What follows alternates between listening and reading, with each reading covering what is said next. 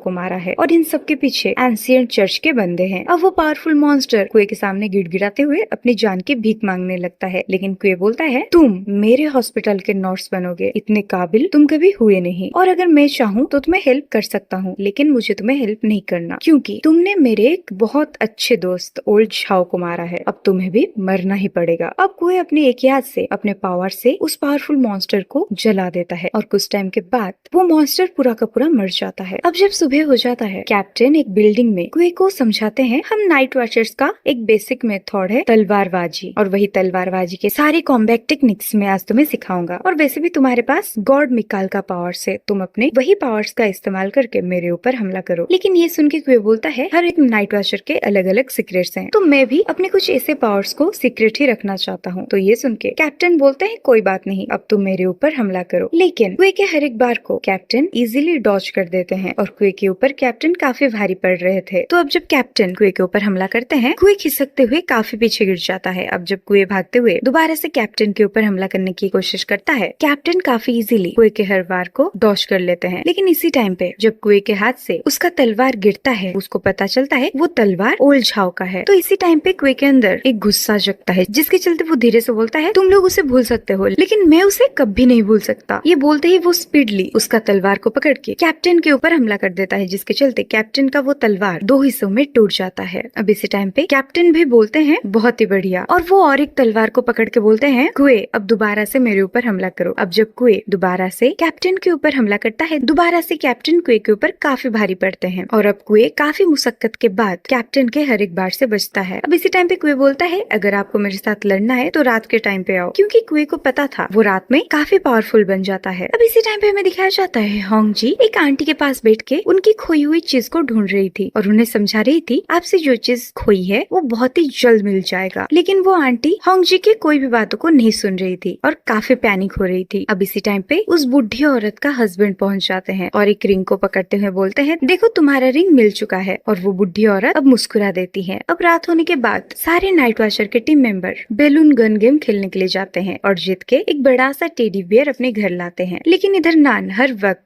क्वे के ऊपर कड़ी नजर रख रहे होते हैं। इसी टाइम पे वो देखते हैं ओल्ड झाओ का एक सिक्का क्वे के हाथ में है और ये देख के उनको पता चल जाता है सिर्फ वो लोग नहीं, क्वे भी ओल्ड झाओ को काफी याद करता है। और यहीं पर एंड होता है स्ले द गॉड्स का 4th चैप्टर।